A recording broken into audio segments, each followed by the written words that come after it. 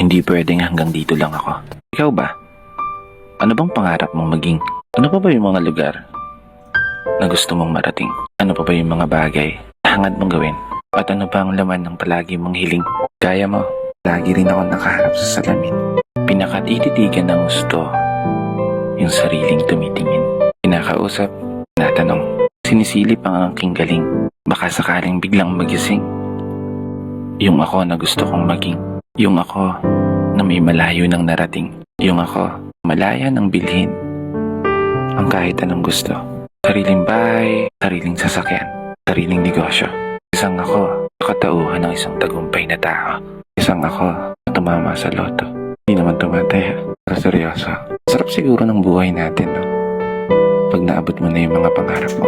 Pag nagawa mo ng mapasa kamay, lahat ng mga hinahangad mo sa mundong to, at magiging isang kwento na lang. Yung kung paano at ano yung mga pinagdaanan mo.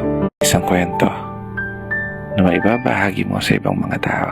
Kaya naman, habang nandito tayo sa proseso, huwag na huwag mong susukuan yung mga pangarap mo. Kapag dumating ka man sa punto, lagi kang talo, humarap ka lang sa salamin.